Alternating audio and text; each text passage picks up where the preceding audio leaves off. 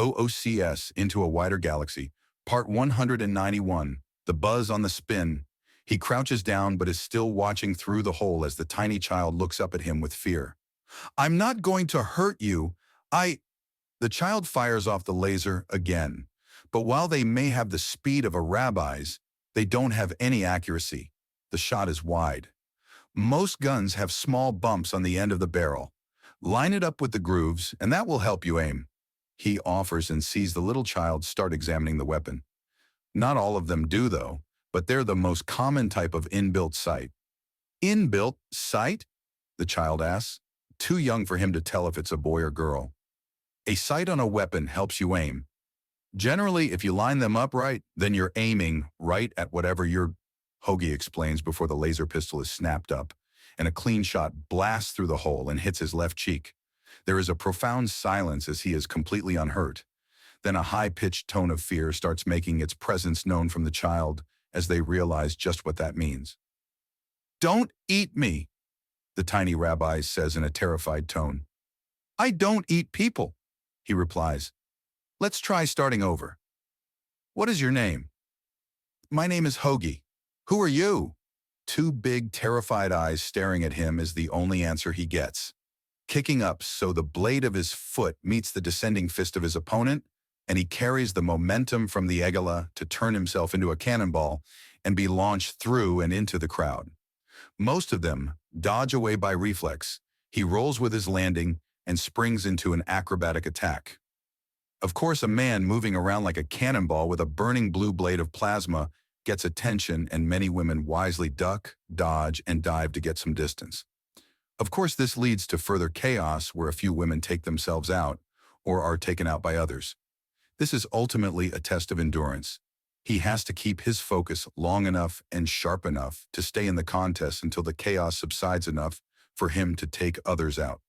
He can vaguely see the Canador woman he took out making her way to the edge of the arena where Jiria is. Hopefully, she's not taking her loss too badly. He weaves away from a glowing red blade by instinct before dodging another two, as, yes, that is a Snikt who has taped active plasma swords onto her blade arms. All in red, and her in red war paint and black war paint, designed to look like congealing blood. He can smell that it's actually paint. Parry right blade, upper left, upper right, dodge left. Dip down to avoid the massive swing of a deep crag Nagasha whose sword is tied to the tip of her tail and is being swung around like mad. The woman is basically break-dancing to fight, and he can respect that. Even as he jumps over her tail again, the blades of Averill descend upon him next, held in the talons of the harpy like woman. He steps back and allows the next sweep of the Nagasha tail to take his feet out from under him, and he rolls with it before handspringing over the next rotation. She's speeding up. Another jump takes him over the next rotation as he leaps towards her. The long woman contorts and shifts away. The contest is supposed to be friendly, so grabbing her by the scales and pulling until they either come off or she comes to him is frowned upon. He jumps again, this time his swing parrying one of the Valryn's swords as his hand reaches up to grab her ankle. He pulls himself up and her down into a stab in the side of the neck to take out her band. She starts cursing in a language he can't understand, but the point comes across. "Sorry, lady, but I'm in it to win it," he says before she contorts and Sarconic starts to shout for her to knock it off. She's out and he will be taking pot shots with his railgun if people start cheating. Harold swipes her plasma sword on the way down and starts moving. The one he took from the gob isn't very long, but he can move it faster. Even without weight as much of a concern, the sheer practicality of a long blade against a shorter one means he's better off using the gob scale sword for defense. "I want my sword back," the Valryn calls to him.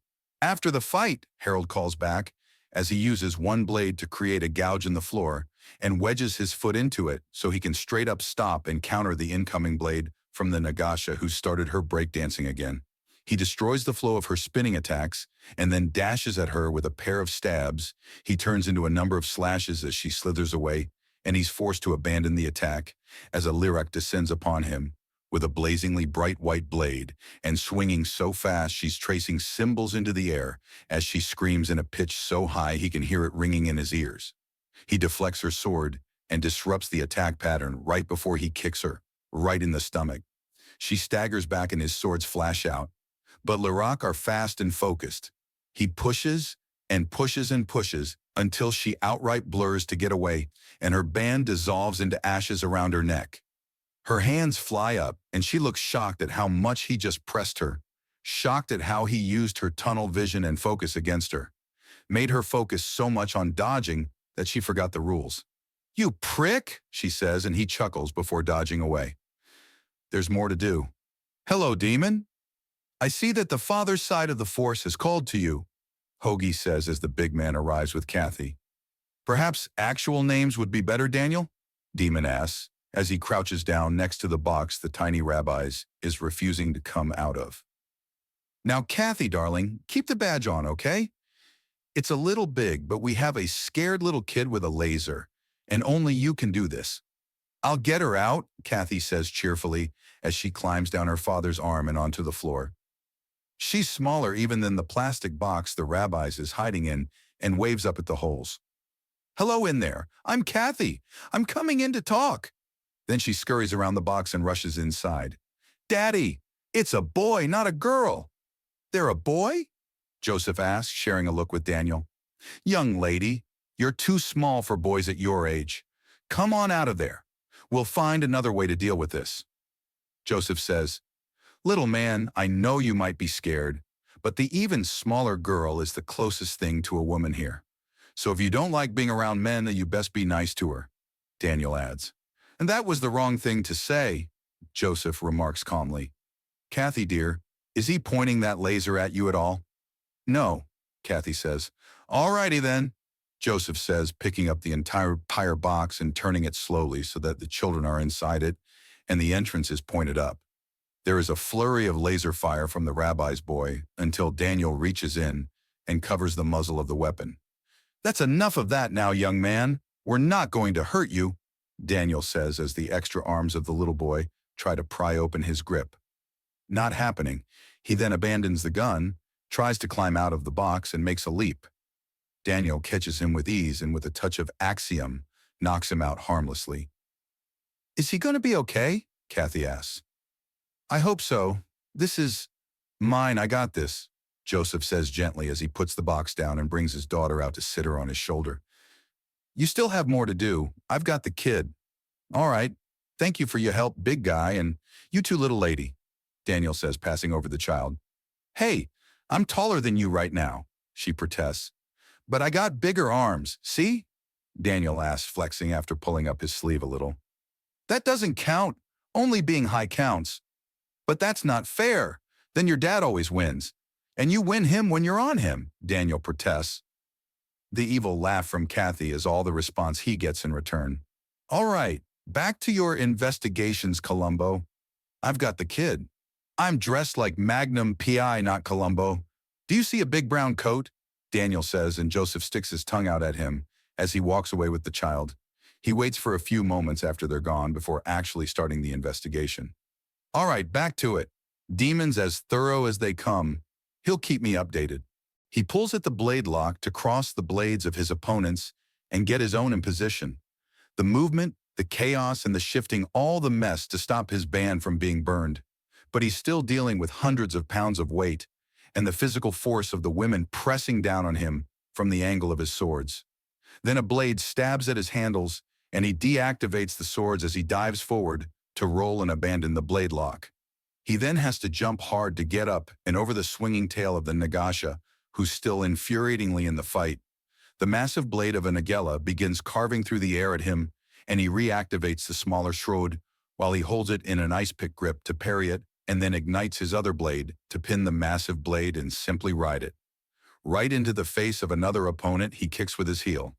The woman lets out a scream of pain and indignation as he deactivates his upper blade and lets his falling momentum carry him down. The moment he does that, the ogle adjusts her swing and brings the massive sword down. He catches it with his two blades and then has to roll away again as another tries to use the distraction to get at his band. "Ladies, I know I stand out a bit, but do you have to team up on me? It's making this kind of tedious." He taunts them all. They charge. He charges right back. "So, that is not a normal man." The eliminated Canador notes up at the fully painted Great Desert Nagasha. No, he's not, Jiria answers as she watches Harold dive between a small forest of swinging blades with a fast spin to disorient them before he starts keeping up the momentum to start moving faster and faster and faster, with his stolen swords moving with him. He only gets 2 of his opponents in the absolute whirlwind he's turned himself into, but the fact he's keeping up that insane momentum without Axiom to assist him is getting more and more confusing. How much longer can he keep that up? The Canador demands in shock. Not too much longer. It's been a bit since his last meal, and he doesn't take in Axiom to sustain himself naturally. So if he starts, he's going to burn the band. But he's also vicious on a scale that Jiria begins to answer before Harold starts shifting tactics. He douses a blade now that all of them are in one direction, and then focuses with the longer blade alone. Oh, he's changing it up. He's on the defense. The deep crag Nagasha makes her play, and with a lunge that is 4 times the length of his reach, and with her entire body as the force behind it, she stabs right at him. He deflects to the side and rushes forward, almost parallel to the ground himself, as he lets gravity do its share of the work. His sword carves up against her, and if not for her defenses, would have carved her in half. But he disqualifies the Nagasha at last and then turns to face the rest. Taking his stance again, pure focus in his gaze as he sees all his opponents at once. There is a break in the fighting as they all turn to face him. Without a single word being exchanged, the entire tournament has changed from a free-for-all into a 38-on-1. Harold smirks. Now what do we have here? Hoagie asks as he finds a distinct splatter. From the looks of the smearing, the child came across some blood-soaked coins that had been looted off the dead body of the victim and then dropped in the retreat, which means this was at most the halfway point, and that something considerably more valuable than a random assortment of cash was taken. Perhaps the very thing that the victim was killed over?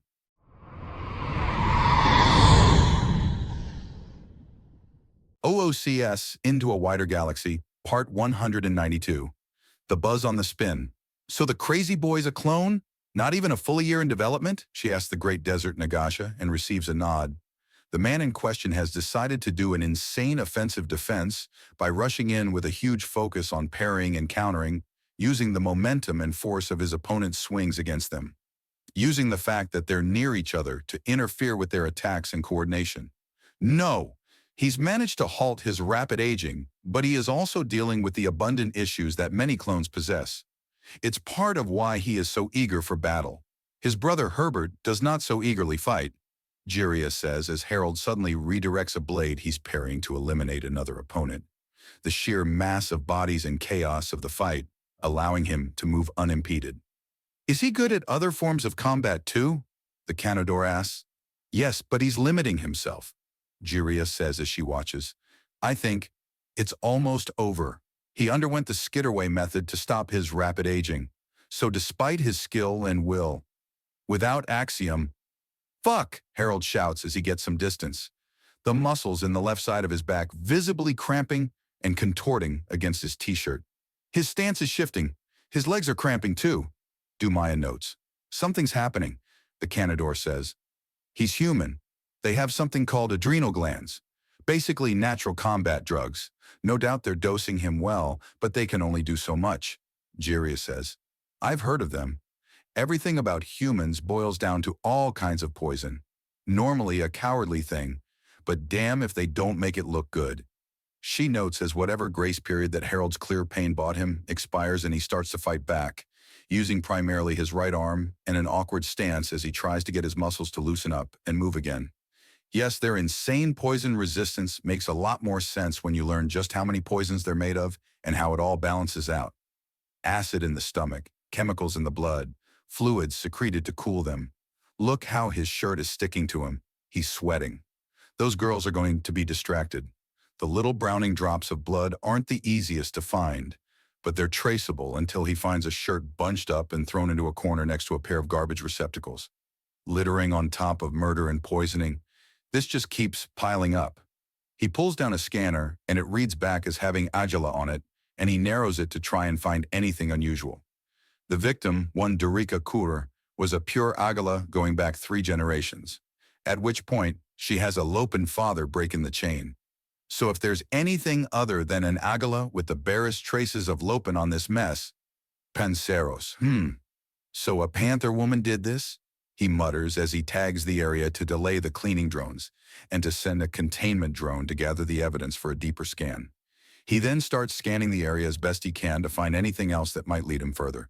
Claw marks on the 2nd story of the building and going up. He gathers the axiom around his legs and jumps upwards, overshoots by a bit, and uses more axiom to brace his fall so he doesn't potentially smash evidence. His communicator starts to go off. "Hoagie here.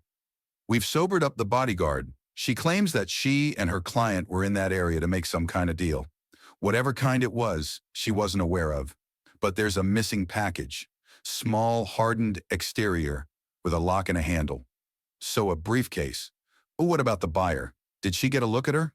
No, her suit's atmospherics suddenly sealed and belched smoke into her face before everything went insane.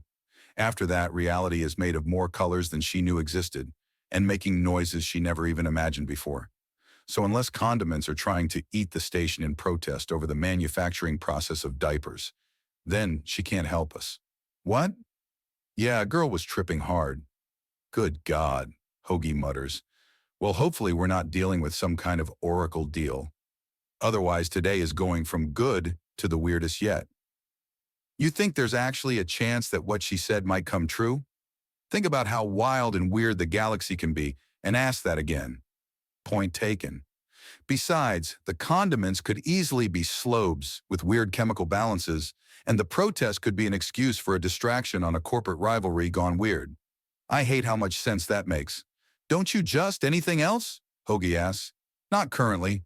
"All right, so something of value was stolen. What do we know about Kuror's business? What kind of deal might she have been in?" "She was an accountant, which means it could be anything. And with axiom extended spaces, there could be anything in the case." Hoagie finishes. "There is something more I want you to look into." "Oh?"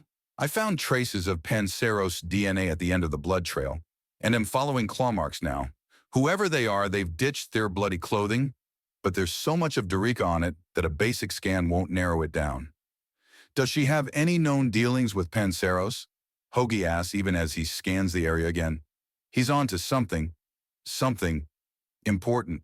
It is a hell of a thing and a hellish thing for your muscles to contort and twist outside of your control. He's been jumping too much, his legs want to cramp solid, and he's ravenous and thirsty. He needs to work on his stamina more. More conditioning, more strength, more flexibility, more coordination, and more everything is needed. His legs hurt, but he moves them anyways as they resist every step.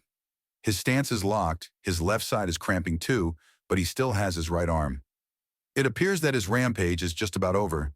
Mr. Jameson is nearly cramped solid and is showing every classic sign of human exhaustion. There is a price for pushing so hard, but I doubt any combatant will have taken out even half as many as him when this is done so.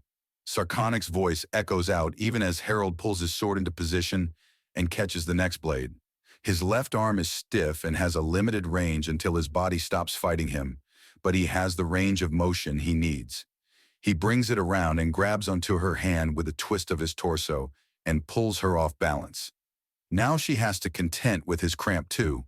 His blade flashes up and he cuts the band off her neck. He then swings his legs back, one after the other, and shuffles backwards a bit more as he lets her go. They start to limber up again. "Oh, thank God, I was worried I might be in trouble," Harold says with a smile as he starts dodging to the side away from the crowd, and then springs back. He has his feet and most of his calves under his control. If he can get his knees and thighs back, that'll be great. He starts shaking out his left arm and by extension his left side as the women clearly consider what to do. "Well, are you going to wait for me to get sleepy or something? Because all you're doing is making this easier on me." His goading works and they rush. But this time there's something else. They're moving together and he doesn't have much movement in his limbs yet. "Ah, I'm going to lose, but not alone," he says, and there's no fear. There's more satisfaction, contentment in knowing that things are almost over. He moves against them, riding against the wave of bodies bearing down on him and dodging 2 swipes followed by another 3 as he takes out a neckband. He stumbles with his still stiff legs to try and balance as he skids to a stop, but isn't able to get his weapon up to his left side in time to stop a quartet of weapons from crashing into him, and he feels the band be sliced away. He slips back and deactivates the sword. "Congratulations, you got me. Now who gets you?" Without the band as a concern anymore, he starts pulling in Axiom and runs it through his body. His muscles start loosening up right away and energy returns. "Oh, thank goodness, I need more, well, everything." He then teleports away from the center of the arena and walks up to the side, well and truly out of the way of the fight that's now devolved into a free-for-all again. "I need to practice without Axiom more," Harold says as he passes off this acquired plasma swords to an organizer to get them back to their owners. Then the Canador hands him back his own plasma sword. "Thank you." "Oh no, thank you," she says before grabbing his hand as he grabs the plasma sword, then pulling him up into a kiss that she also deeply inhales his scent. "It's time you got a little power armor in your army, boy." "Okay, so here's the case. Freshly emptied and whatever was in it is gone," Hoagie says as he finds a black leather briefcase with the exterior, apparently made of some kind of lizard skin. He turns on his scanner and starts to see if any traces of the material were left behind. It was his last lead. The trail had ended here entirely, and whoever was here had been in a full bodysuit and teleported away in full view of several cameras. She could be anywhere on the station, if she was still on the station. The scan comes up with traces of Panzeros DNA to show she rifled around with it and bits of worn-off plastics, tritite, kutha, and chrome. So some kind of Axiom using machine was in here? Okay, but what would be worth killing over? It can't be a weapon. Powerful weapons are a tritite for 20 in a place like this. If it's not sheer Axiom ride or some super valuable gem, it doesn't make so much sense. Was it something personal? One direction or the other? He scans the handle and smirks. A tiny hair is left behind. He starts a deeper scan on it and waits as the DNA profile starts going through the database. Admin sends back a data package moments later. "Janice Dusk?" he asks, and there is a list of priors and several bounties on her. All of them are under suspicion and only tentatively confirmed due to her pulling a runner. There anything more? This is a fair amount and a lot of it dodged. She looks like she's working for an unknown party. Well, that party is clearly still unknown, admin says. "Do we have a location on her?" Hoagie asks as he grabs the briefcase. "She's got a rented room halfway up Nightlife. Give me the address. Time to see if we can confirm this. Duluth Column, level 56, Taurus Flop, room 19. "Dandy," Hoagie says, snapping the briefcase back up and moving. "Captain, we have come to a decision about the aliens." Her commanding officer states and she nods. "Yes, ma'am. Shall I be wearing civilian wear or preparing a rifle?" "A bit of both, I think. You will be..." Liaising is the wrong word, but is sufficient for its near accuracy. "But you and your crew will be openly interacting with and studying the humans. We have come to this decision through the simple fact that as a species, only a small handful of them outside of cruel space are old enough to be responsible for our situation, and they would have had to have been children at the time.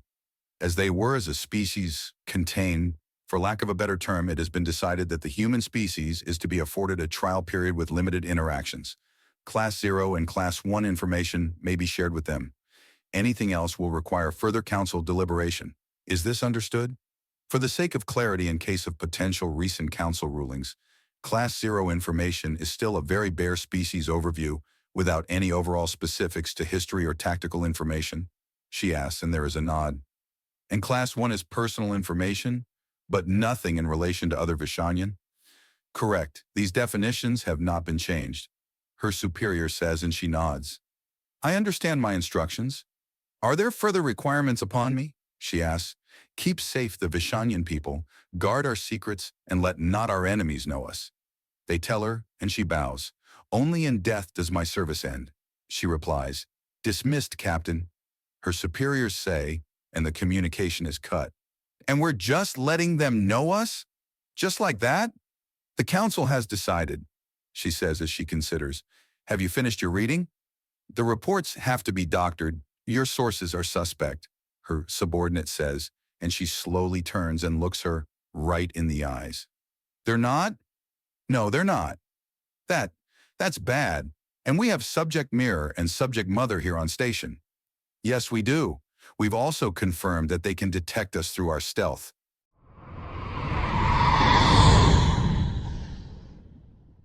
OOCS Into a Wider Galaxy, Part 193, The Buzz on the Spin. He raps on the door with his back of his knuckles. He can sense her moving inside and lowers himself to the peephole so she looks him directly in the eye when she uses it. There are a few muttered words, likely curses, in a language he doesn't know, and the door is unlatched and opened. "Boo," he says, and the door is slammed shut. He smiles at that. It's so nice to be recognized for his hard work. He waits a few moments before raising his voice. "You may as well just speak to me. If you know enough to be afraid, then you should know that running just means you're already exhausted as I get to work on you." There is a bit more scuffling about, and the door opens again. "Hello, Janice, we need to have a chat." "This station isn't in," she begins to protest, "any legally recognized territory, the surrounding polities. I know. This isn't about them. If you want to send them a video of you shaking your ass at them and daring them to come get you, we might have issues, emphasis on might, but you haven't done that," Hoagie says, stepping into the Penceros's personal space, and she hops back and falls to all fours to be more stable in her stance. He crouches down to her level. "I'm here because your little stunt with the Agala spread into the station proper, which makes it my problem. And if it's my problem, then it's my business. So what the hell is going on, and what was in this?" He reaches into his pocket and the expanded space within it to pull out the briefcase. She swallows at the sight of it. Was it a weapon? Maybe. "I was hired to intercept the package, check it for damage, and then get it to the drop zone. I'm done. Mission complete." "Okay, I get that. But I still need to know who hired you and what it was. And all I know is that I was paid well to have memory problems about it. So no," Janice says as she sits down on her haunches, and he nods. "Well, if your memory is that bad, then you've probably forgotten about these," he says, flashing some coins, and her eyes track them. "Hey, memory's a funny thing. I'm not normally that forgetful," she says. "Well, the thing is that I seem to have forgotten what's yours and what I have forgotten," Hoagie says as he starts shuffling some coins around in his hand. "This girl is pure mercenary, meaning it's all for sale." He pulls out a Jehest coin and looks into its crystal structure. "It's kind of funny that solid currency is so popular, but it makes sense when it's a precious and practical thing that's also beautiful. Yes, Jehest is quite pretty." She agrees before looking away. "Not as pretty as what I remember, though." He chuckles before reaching for her. He then pulls out a second Jehest coin from behind her ear. "Quantity has its own quality. Is your memory jogging?" I remember. A big woman. Another Agela in the posh place." "And what was so important?" Hoagie asks, with a third coin spinning on top of the other two before it comes to rest on top of the tiny stack. "I wasn't sure if it was a toy, a child, or something else, but it was bigger on the inside and a lot of feathers got in the way. It was all stasis gray, too." Very interesting. Where might I buy a toy like this?" "Exactly," he asks her, and she raises an eyebrow. A fourth coin joins the other three. "More wine, madam?" her waiter asks of her, and she smiles at him. "Good food, good drink, and a job well done pair amazingly." She drinks deeply of the treat and luxuriates as she waits for her food. There is a slight thumping sound, and she opens her eyes to see a man in a garishly bright shirt sit down across from her. "Sir, while I appreciate male company where I can get it, there is a certain standard around here," she notes as she takes in the hints of sculpted muscle around his neck. "Very important in a bull to have a strong neck." "I know, I'm above it," he says before placing a shining black briefcase on the table. "Your assassin missed this." "What?" she demands. "Your little hired killer forgot the case behind and just got you the product. I figured you wanted to complete the set," he says before waving at the waiter. He shows some kind of badge and makes an order too low and fast for her to track. "So, are we going to talk as to what you think you're doing and why I should let you get away with it? You're not going to try and arrest me? I'm giving you a chance to explain yourself and talk me out of using you to repaint the outer hull." he says blithely, and she wrinkles her nose at the base threat. And don't mistake the threat for an idle one. Your life is very much in your hands. Do you really think it wise to threaten me? Do you think it wise to interfere with such a valuable trade on a pirate station? Stunts like that damage our reputation, and that's tied directly to our profit lines. Putting aside the morals of what you've done, you're going to cost us a great deal of money in the long term. So please tell me, is it wise to come into ungoverned space between polities where the pirates you've now cost money make the law? She says nothing as he is handed a menu and starts to scan it. I'm not here to hear the sound of my own voice, Miss Fallows. She glares at him. You have 5 minutes to tell me what it is you've stolen from the now murdered Miss Currer. I want to know what it is and why you think it's worth having someone killed for it. I believe you've been misled. I only wanted the package. I said nothing about murder, she says, and he looks up at her from the menu. Either you're stupid or you think I am. I've already spoken with Janice. The fun thing about mercenaries is that they can be bought, and the smart ones know who the local powers are and work with them. Better for the bottom line, not to mention the health benefits. Health benefits? Of course, rampant assassins, unwilling to give up their employers, tend to find themselves coming down with a bad case of decompression. Hoagie remarks, and she scoffs. Oh, please, I doubt you've ever so much as slapped a woman in your life. Miss Fallows, I'm trying to avoid staining this lovely room with your blood. It really doesn't matter what type it is. You need to put in work to get body fluids out of carpets like the ones here, Hoagie says as he smirks and puts the menu down. They're seriously upcharging here. At least the presentation on the food is good. Otherwise, it'd go from an upcharge to an outright scam. He smirks at her. Good thing we're attached to a casino, isn't it? Otherwise, there wouldn't be anything borderline about the theft. She says nothing. You will tell me what is in that package. This is the last time I ask nicely. Blood, chaos, and death has been sown on this station, and it's been at your behest. I will hear why and for what, one way or another. She leans down until she towers almost directly over him. Her answer is as simple. No. He smiles. I was hoping you'd be stupid. Time for the fun part. Right. So while Proton is the best when it comes to making instant communication between devices, when they're at this close range, radio waves are more than enough to link things up. And if things are in a predictable pattern, lasers work too. So long as you can reliably get the beam and sensors to be paired up constantly, something that's surprisingly hard to do in the middle of a pitched fight. Snarlmane explains to Dumia as she shows off how the cannon links up to her power armor. But there's no real physical connection. Wouldn't a wire be more reliable? Maybe a data port with a magnetic clamp? A lot of girls swear by them, but I've seen them fail and made them fail too many times to trust them, Snarlmane remarks. The big woman was completely unconcerned with her place in things. Like all Canadors, she knew where she was on any food chain she was a part of, right at the top. Maybe, but if learning advanced weapon tech has taught me anything, it's that people don't reinforce things enough. If you can't beat your opponent to death with the weapon in a pinch, then it's been made to shoddy standards and isn't going to last in any kind of fight or even sustained use, Dumea counters. Sad but true, if your weapon isn't a one-time use device, then it needs reinforcement as a general rule, Snarlmane says. Observer Wu is writing down the details at just how casually that Snarlmane has been accepted, and the blonde-furred woman notices. So what's with Mr. Scribbles over there? That is Observer Wu. Basically, things in Cruel Space are so different compared to the rest of the galaxy that the politicians, big wigs, and other bankroller types flat out disbelieve the reports sent home. He's basically a vetted and trusted source to see what's really going on.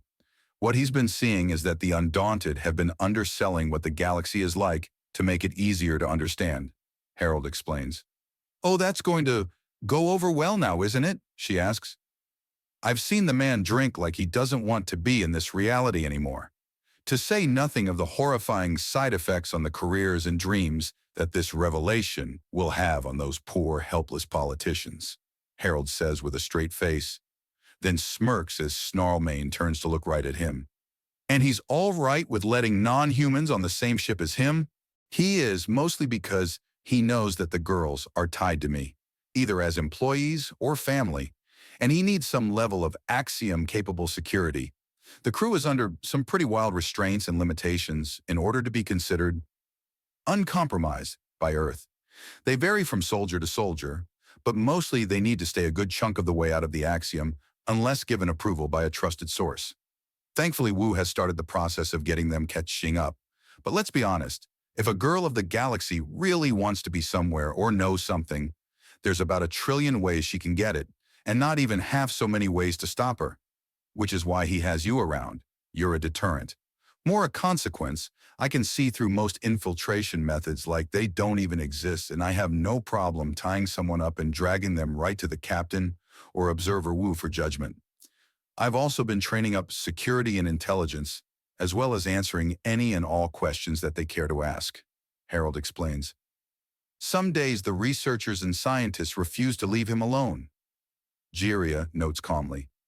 Yeah, knowing I'm more informed than them in several fields, while also less than a year old, is throwing them pretty badly. They don't fully know what to make of a clone. But clones happen in nature a great deal.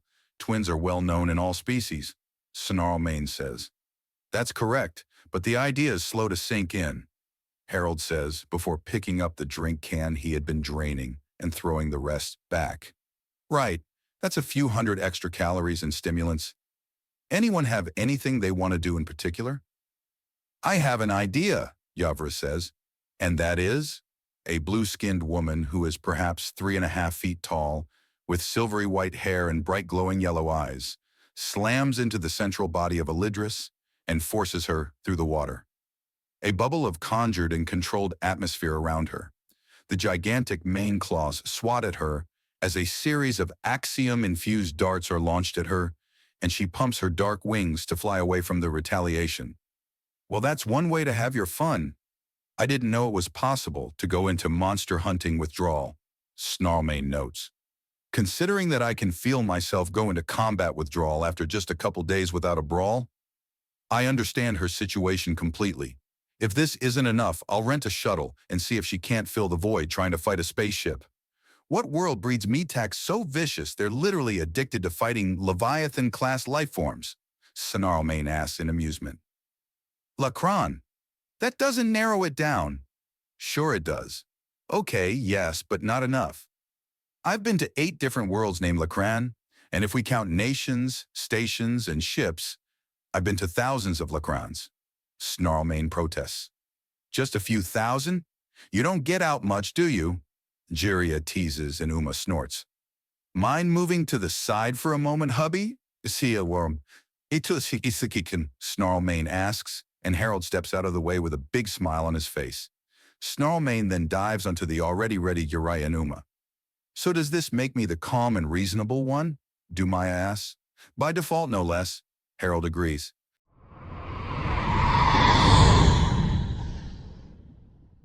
OOCS, Into a Wider Galaxy, Part 194, The Buzz on the Spin. She reaches over to try and push him back into the seat and finds herself pushed back a little instead. Miss Fallows, it's time for you to start telling me what I want to know, or I take it out kinetically. You would interrupt my lovely meal for the sake of your... She doesn't get to finish as he grabs onto her wrist and pulls. She's heavier than him, so he goes to her and not the other way around. Did you really think that would... She begins and stops as he suddenly slips past her, grabs her chair and starts to simply walk out with the 10-foot-tall woman balanced precariously on her seat. What the? Hey, let go! This is undignified, you little ape. Put me down before I... Hurt yourself? Yes, that is much more likely than my letting you go, Hoagie remarks as he simply walks out of the casino restaurant with the increasingly furious woman. Multiple security personnel and guards rush up and then immediately back off when they see it's him doing this, and 2 of them even hold the doors as Fallows protests and thrashes while trying to stay on the chair. You see, lady, I'm not just some random schmuck here to warn you around or vaguely threaten you. I am a power in this station, and I am a power because I am willing to put in the work and make things happen the way I want. And right now, I want some goddamn answers. So the way this is going to work is we're going to the airlocks. If you haven't volunteered what I want to know by the time we get there, then we're going outside. And when you are dead, I will re-enter the station. Give the hotel back its chair and then go through your things until I find the answers there. Either way, I'm getting the answers. The choice of whether this involves your death is entirely yours." That was enough for her to leap off the chair, and he sets it down before drawing a stun pistol and firing it into the back of her head. "Or we do it this way. That works too." He throws the considerably larger woman over his shoulder and brings the chair back to the restaurant. Funnily enough, the security staff doesn't want him walking through with an unconscious victim slung over his shoulder like a gigantic sack of potatoes. A check with admin tells him that she hasn't rented any place on the station and has a private ship docked. A star yacht, meaning a crew that will protest him manhandling their boss. Ah well, she chose the hard way, and if they want to choose the hard way too, then who is he to deny them? Soon enough, he's off to the name of the ship does not translate into Galactic Basic without needing a full paragraph and is verbally expressed by a long, low moo. Apparently, body language had a lot to do with it. The fact that the ship actually has it phonetically transcribed on the side is just plain confusing, but he supposes that the arrows in the lettering it directs how the tone goes or something. He doesn't understand the language the woman clearly has for her first and honestly prefers it that way. "All right, lock the ship down and inform the crew that due to Miss Fallow's behavior, they're not going anywhere until we get all the information," he instructs admin. "Perhaps they'll be more cooperative with me? Who knows? A lot of people think they can buy or lawyer their way out of any trouble. They usually don't have an answer to a gun being in their face," admin says in an amused tone. "No, they really don't know what to do when money isn't the answer. This'll be fun," Hoagie says smugly as he turns to the entrance to he double-checks the translation.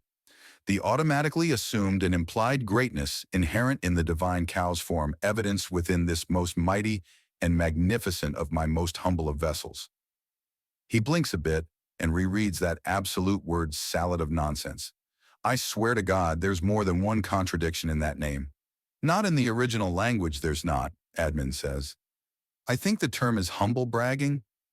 They're saying that this ship is very beautiful and well put together, but is also their ugliest and least put together. I think it's drowning in cultural context." "That's language for you," Hoagie says as he overrides the airlock leading to the ship. "This'll be something." "Hey, we're right there with you." "No, you're like 4 kilometers away in the admin section." 5.5, and yes, but that's easy teleport range, and unlike you, I'm not wearing tri-tight and therefore unable to teleport. You say that like I can't just peel it off in a second. I don't think bragging about your ability to strip is something you should do in public, little man. What's the matter? Tempted? Well, seeing as how I want to live, the answer is a thorough no, just in case a member of your hive is listening. I don't want to dodge plasma fire for the rest of my unnatural life, she says, and he shrugs. Well, your loss on missing out on this, Hoagie teases. Missing out on getting my chrome ass melted to slag, more like. She answers before the ship's airlock opens. What the hell? The main security officer of the yacht demands. Guess who's been behaving badly? Hoagie says with a grin. Miss Fallows. Why is she unconscious and... She's tied to a murder, possible kidnapping, and generally causing trouble to happen on this station. So, unless she's cost the station money, she might have. Her chosen employee drugged the bodyguard of her target, who then killed her, and wandered into Sector 3 while covered in gore. That might ding the tourism for a bit, Hoagie says calmly. Now, do you know what the actual fuck she's doing on Octarine Spin, and why she had to get someone killed for it? No. Ah, good. Then I get to dig through her stuff, Hoagie says as he walks into the ship. By the way, I have no idea what the proper pronunciation of the ship's name is. This is the security guard says before letting out a long, low moo. She stops as she sees Hoagie snickering at her. Do you think this is funny? I do. There is an eternal satisfaction to see someone who's hidden behind wealth or legal standards to avoid consequences finally find them in their face. Are you not concerned or surprised to hear your employer has been involved with the death of another Agala? You didn't mention it was another Agala, the security officer states. Is there something you'd like to tell me? Hoagie asks. No, the officer says, and Hoagie smiles. Great. That means I get the fun of digging it out. Tell me, is there any kind of common foods that your employer is allergic to? I don't want her to die too quickly. What? I've had to try and talk down a woman covered in gore and so mentally gone that she didn't know what part of the galaxy she was in. So I'm very interested in finding just what this madness was about. Where's her room? Hoagie asks. This way, sir, she says. She's given up trying to make sense of this. So is there anything I should know about you or her? The less death there has to be, the better for everyone, Hoagie asks. This trip, one of the guest rooms has been sealed with only Miss Fallows being allowed in and out. None of the cleaning staff, none of the serving staff, and not me. Cool, I'll burn it open and take a peek, Hoagie says. Are you an adept? The security officer says nervously. A dabbler at best, Hoagie says. But can you or can you not teleport or phase through solid matter? I've got tri-tide armor on, and outside my home it doesn't come off, Hoagie says calmly, and she looks at him again, her eyes scanning and seeing the spots where his shirt and pants don't totally flow. She nods. Fine, but we will need compensation for damages done. You don't have insurance? It's the only way you're going to avoid legal issues. I'll send a repair crew to fix the damage, but your boss is up to something. She's interfered with someone's business on this station, and I want to know why. I thought this place was neutral. It is, which means we're a side of our own, not a place without consequences or rules. There are rules, and an unwritten one is that when station staff are talking to you, then you don't blow them off. Lie to me, tell me the truth. Throw cash at me to get me to go away or something, anything. Playing games just makes me change the game to one I win every time. So neutral just means we don't have codified laws, but instead understandings, and if you don't follow them, then we drop on you with everything we have. The more you fight, the more public and brutal we make it, because if we don't, then some raging jackass is going to try and take the station, and the less we have to deal with that, the better, Hoagie says as they finally arrive at the lavish room for Miss Fallows. He puts the woman on her own bed and glances around. Very fancy with handcrafted furniture, some art pieces, and a lot of little displays of wealth. Typical nouveau rich stupid of blowing your money looking rich instead of locking down actually being rich. All right, and the sealed guest room is where? Hoagie asks, and the security officer points to the opposite wall. Hoagie just gives her a look. There's a thing she has, I don't understand it, but the only rooms with doors that aren't designed to look like the walls are the ones she likes. My first week here, I thought there was only one bathroom for staff. I hope she pays well. It's a lot. I mean, I've paid off mortgage and debt-free, but some days it's just not enough, she says. At least when you're done building cash, you'll be able to leave without issue. Yeah, now if only I knew for what, she mutters. Right, while interesting, I do need to know where the actual door is, Hoagie says, tapping on the wall and quickly finding a large hollow. A bit more and he finds what's the edge of the cover and finds it's full-on glued on, rather than snapped on or anything, so it's not coming off either. How much is the ship? Several million at minimum. Right. Tell me, are the doors keyed into something Fallows carries, or Fallows herself? Fallows herself, the security officer says, and Hoagie starts chuckling as he heads back to the bedroom. Could you please not just grab her? You know some women would pay good money for me to just grab them. Not her, please no, the officer says, and Hoagie shrugs before reaching up and running a hand through her hair. He comes back with a few strands and walks back to the indicated section of wall. He holds up his hand with the hairs to it and waves it over.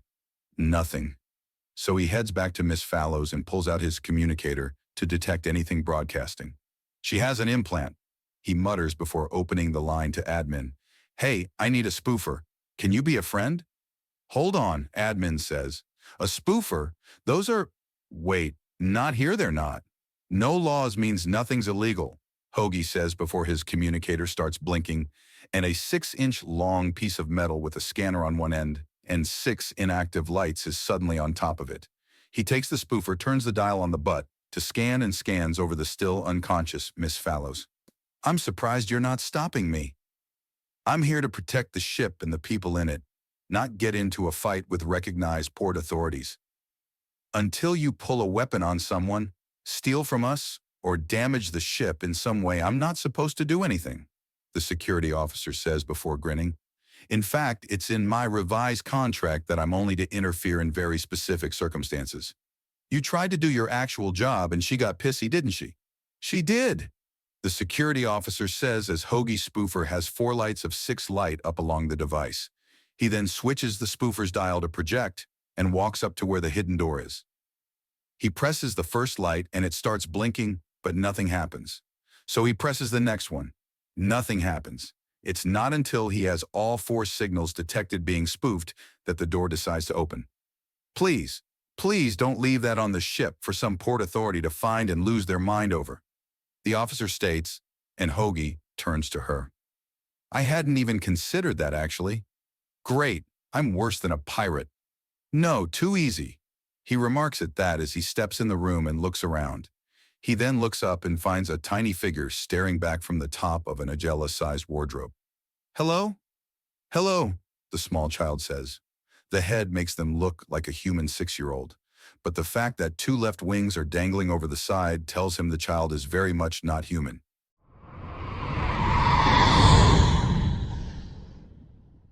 OOCS, Into a Wider Galaxy, Part 195. The Buzz on the Spin. My name is Daniel, but people call me Hoagie. Who are you? He asks the child.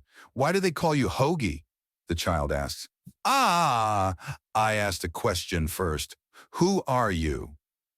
I'm me, the child asks in a confused tone. I was thinking more a name. Do you have one? It's your turn to answer a question, the child says, and Hoagie pauses and considers that. Okay, what's your question? Hey, I'm supposed to ask the question. What? The security officer says as Hoagie snorts in amusement. Little kids can be funny, Hoagie tells her. Hoagie offers the now beaming child a smile. People call me Hoagie because hoagies is a type of food I really like, and I eat them whenever I get the chance. So what is a hoagie? The child asks. Remember, it's my turn. Do you have a name? I don't know, the child admits. I just woke up. You want to come down? I'm here to help. But I like being up high, the child says.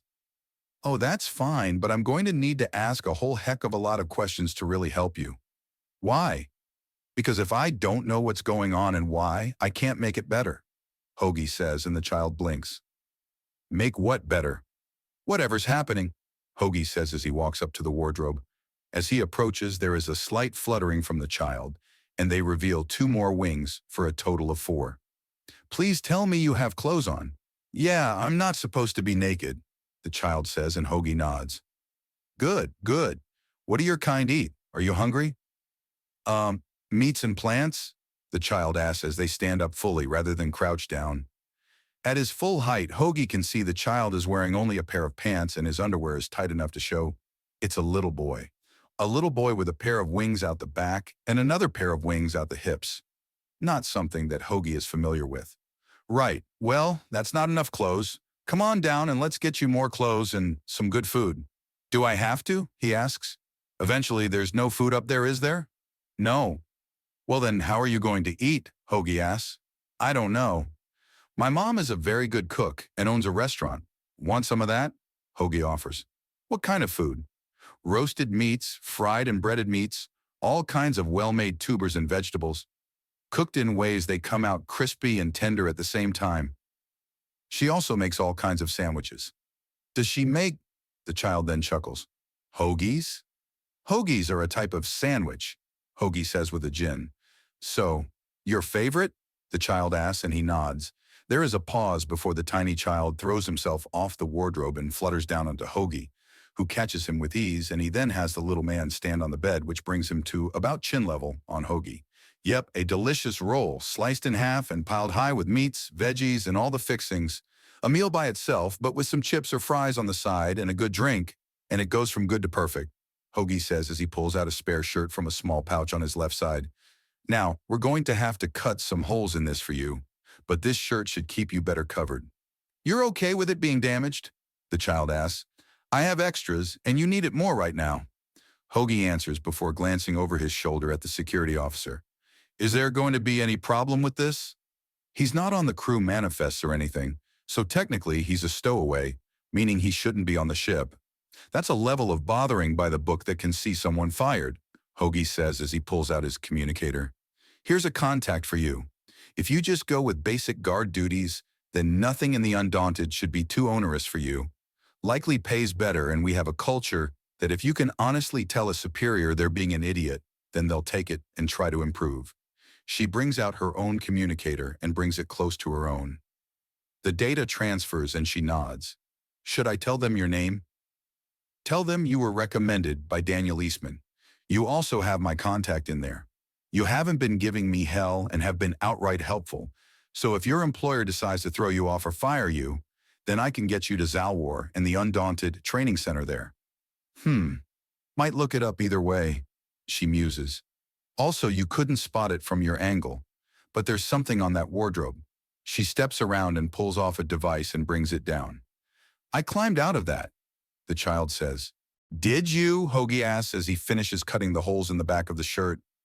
Arms up, please, he says, and the kid holds his arms up, and Hoagie pulls down the bright blue shirt with brighter coral all over it. He then helps guide out the feathery upper wings through the holes he cut, but only after tearing them a little wider to accommodate the size of them. There we go. Nice, happy colors. Why do I get the feeling that colors like that bring fear and nervousness on the station? The security officer asks. An insightful and observant nature, which pairs well with being in security or guard duty, Hoagie asks as he steps to the side and takes the device from the officer. So did you come out of this, little buddy? Yeah, it's weird it's bigger on the inside, but soft like this bed, he says before bouncing on it a bit, then bouncing some more and bouncing higher still before fluttering down. Stasis is deactivated, not finding any data port, and... Hello, what's this? Hoagie asks as he looks around it. There is a small indent that he presses, and part of the side unfolds for a holographic display and interface. Here we go. What is that? The child asks. This is a readout, in the same language on the side of this ship, an Igella language, Hoagie says, turning to the security officer.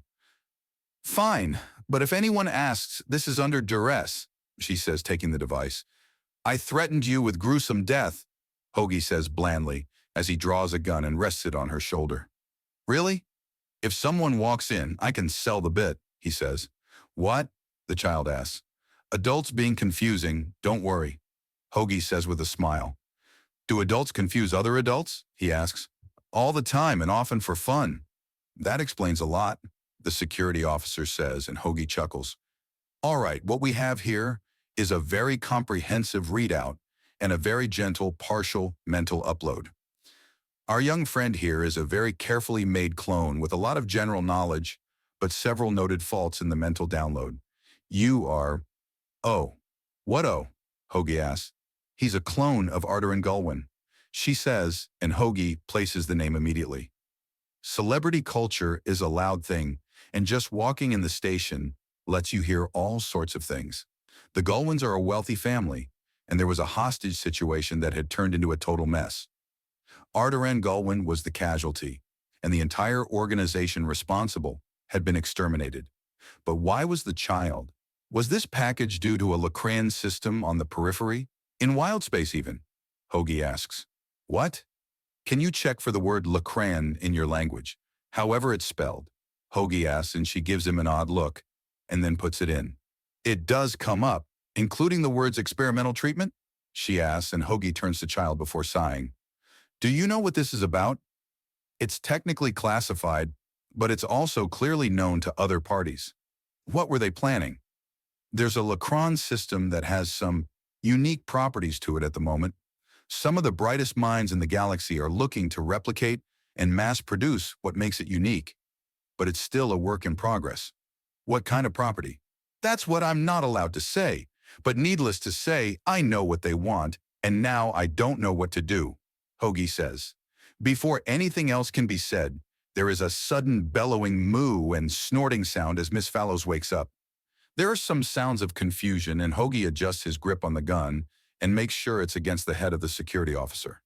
The woman lets out a scream and races into the room before skidding to a stop at the scene before her. She takes in the gun, the child, the open data file, and starts to hyperventilate within a 5-second span. Stop, please. Are you willing to talk straight and explain yourself? Hoagie asks. Yes, I surrender. I'll tell you everything. Just please stop. I'm a clone? The child asks. You are. The Gullwins are friends of mine. I was your original, your big brother. I was Arteron's. She lets out complicated sound, and the child looks sad, and the security officer nearly breaks out in tears. Ma'am, I had no idea, she says, and Hoagie reads the room and holsters his gun. I'd love that explanation now, and a translation of what you just said, Hoagie asks. There is a lot that goes into the meaning. Arteran, she says, looking to the child before looking away.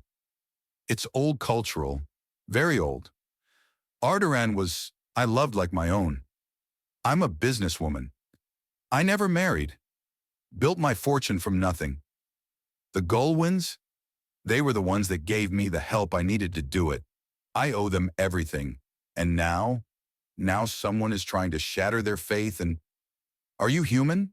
I am.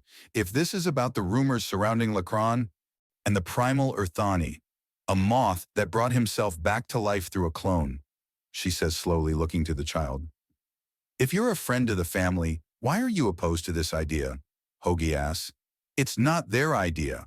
Arteron is gone. His life was cut short, but he had all of it. He rests now, bringing someone back. And do the Gullwins agree with this? Hoagie asks. I don't follow the continuum faith. They do. Arteran did. I don't really know where coming back to life fits in with their beliefs, if it's even possible. But he wouldn't want it, and not at the expense of another person. From my understanding, it doesn't work that way, Hoagie says. And you're an expert then? No one's an expert, but I have listened to the closest anyone has on the subject rant on and on about it, trying to understand. And does part of him wishes he was still dead? Still at rest? Miss Fallows asks. Yes, he goes on tangents about how wonderful it was, Hoagie says as he considers. All right, this just became a tangled knot on a level that I can't even fully understand. You're staying locked to the station until I can at least get a proper idea as to what kind of madness this is. Do you have a means of speaking to the Gullwin family? If I can speak with them, that'll go a long way to untangling this. What happens to me? The child asks, and Miss Fallows looks like she's about to cry herself. Well, the way I see it is that, if everyone's being honest, bit of a big IF right now, but if everyone's been telling the truth, then hopefully the Gullwins take you in, you get a name and are basically Arteran's little brother in everyone's eyes. Failing that, Miss Fallows might, and if neither of them want to, I'm going to step in to make sure you get to a loving family. There are a lot of people in the galaxy with a lot of love to give and not enough people to give it to. The hard part is sorting out who's the best of the best, and that's not very hard at all. You're going to be fine, Anwar. Zachariah. What? You're not Arteran, but you have his face. In many human languages, the letter Z is considered to be at the end where A is at the beginning. Spelt out in a human way, and your brother's name starts with an A. So yours starts with the last letter instead. Helps make you different. Zachariah. Also called Zach for short, Hoagie says before turning back to Miss Fallows and looking her full in the eyes despite the height difference. If you're lying to me about Arteran and his beliefs, I will personally make sure he gets to Lakron, and I will have Arteran brought back to full life. It's possible, Miss Fallows asks. It's really, honestly possible. If it's not, I'll make it possible if you're lying to me, he says lowly before turning to Zachariah with a smile. Now then, Zach, I promised you some food earlier, didn't I? Well, I'll be taking you to my mother's restaurant. You'll love the food. Anyone with a working brain does.